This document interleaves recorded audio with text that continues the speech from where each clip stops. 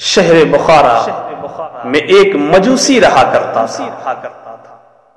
وہ مجوسی اپنے بیٹے کے ساتھ مسلمانوں کے بازار میں جاتا ہے۔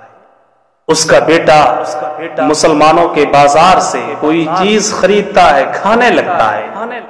اس کے باپ نے جب دیکھا کہ میرا بیٹا مسلمانوں کے سامنے سرے بازار کوئی چیز کھا رہا ہے، اس مجوسی باپ نے بیٹے کو ایک تماچا مارا اور ڈانٹتے ہوئے کہا کہ بیٹا شرم کرو، یہ رمضان شریف کا مہینہ مسلمانوں کے سامنے جبکہ مسلمان روزے سے ہیں، تجھے کھاتے ہوئے شرم آنی چاہیے۔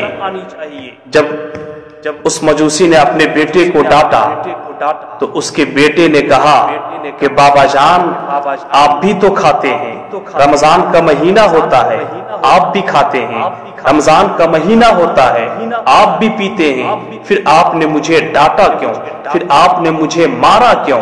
اس مجوسی باپ نے کہا بیٹا ہاں میں ضرور کھاتا ہوں، رمضان کے مہینے میں کھاتا ہوں، میں ضرور پیتا ہوں، رمضان کے مہینے میں پیتا ہوں، لیکن میرے بیٹے جب مجھے کھانے کی ضرورت پڑتی ہے تو اپنے گھر میں چھپ کے کھاتا ہوں، جب مجھے پینے کی ضرورت پڑتی ہے تو میں اپنے گھر میں چھپ کے پیتا ہوں، مسلمانوں کے سامنے کبھی نہیں کھاتا، مسلمانوں کے سامنے میں کبھی نہیں پیتا، بلکہ مسلمانوں کے روزے کی تعظیم کرتا ہوں، مسلمانوں کے روزے کی عزت کرتا ہوں۔ اللہ اکبر۔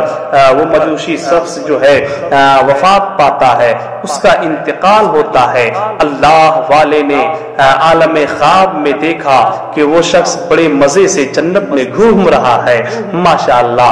حیرت سے پوچھا کہ ارے تو مجوسی تھا، جنت میں کیسے چلا گیا؟ تو نے خدا کی وحدانیت کا اقرار نہیں کیا، تو نے رسول کی رسالت کو نہیں مانا، پھر آخر تو جنت میں گھوم کیسے رہا ہے؟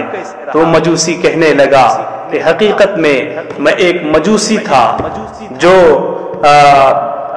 ہمیشہ نہ میں نے کبھی رسول کا کلمہ پڑھا، پھر بھی میں جنت میں گھوم رہا ہوں۔ اس کی وجہ یہ ہے کہ جب موت کا وقت آیا تو اللہ رب العزت نے رمضان شریف کی عزت کرنے کی وجہ سے اللہ نے مجھے دولت ایمان سے نواز دیا۔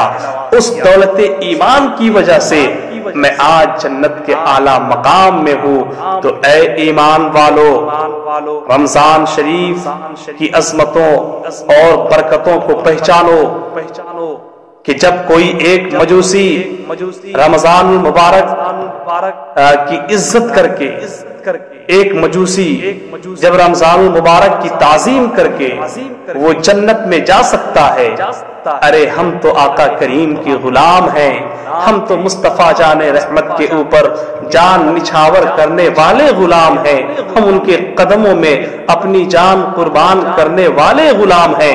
اگر ہم رمضان شریف کی وہ تعظیم کریں، ہم رمضان شریف کی عزت کریں، روزہ رکھیں، نماز پڑھیں، تو انشاءاللہ العزیز ہمارا ٹھکانہ بھی جنت میں ہوگا، ہم بھی اپنے مکان کو جنت میں بنا سکتے ہیں۔ السلام علیکم ورحمۃ اللہ وبرکاتہ۔